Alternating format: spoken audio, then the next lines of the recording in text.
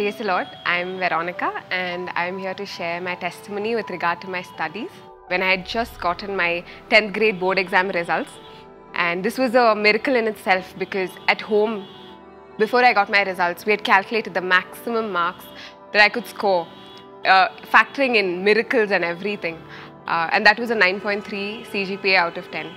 But God was like, no, the joke's on you, because He ended up giving me a 9.4 out of 10. And this is when it hit me that I can have all my plans, I can decide everything, but in the end, God's plan prevails. For 11th and 12th, I decided to continue in school. However, I ended up doing really bad in the entrance exam, all the tests that followed, and even the final exam of 11th. I barely managed to scrape through 12th, but by the grace of God, passed the 12th board exams. Now came the time when I had to choose a course, a stream of what I wanted to pursue, and I didn't have anything in mind. So after a lot of prayer and career counseling, God led me to choose architecture. I had three things in mind. Three specific prayers. One was I wanted to study in Bangalore, I wanted to travel by metro, and I wanted to be able to attend the Bread of Life on Thursdays. God honored each and every one of these small but specific prayers, and I ended up getting into Christ College, the Kengeri campus. And I got to travel by metro. I got to attend Bread of Life on Thursdays, and it was a college in Bangalore. Halfway through, I realized how demanding the course actually was, and I ended up being diagnosed with ulcerative colitis, and my hemoglobin went down to 5. A lot of the doctors were also of the opinion that I should discontinue my studies because the condition was that severe. But I still clung on to God because I knew He's the one who chose this for me and He would get me through it. Fast forward to the last semester in college, and this was thesis semester, and 6 months prior to this, I had worked on this one thesis topic. I had put my heart and soul into it.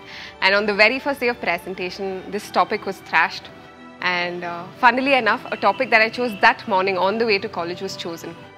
This was again a point where I had to surrender to God because all my plans had sort of crumbled, and the only thing that was left was God. Continue to pursue this topic even though there was a lot of resistance from the faculty in college.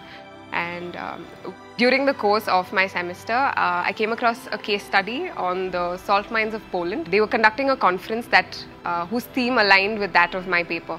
And I wrote to them asking if there's any way I can attend online because that would help me in my thesis a lot. They got back saying that there's no online participation and to share the abstract of my paper. And once I did, long story short, they asked me to be a student speaker at their conference in Poland. And I got to present my paper there, 1 kilometer underground in the salt mines. And what this did was, it made it much easier for me in college, as in the entire atmosphere regarding my thesis topic and my thesis in itself changed for the better. During my visit to Poland, I was able to visit 3 beautiful places: the Shrine of the Black Madonna, JP2's a family church, and his seminary, and the Divine Mercy Church in St. Faustina's tomb. And I got to come back with relics of some of my favorite saints.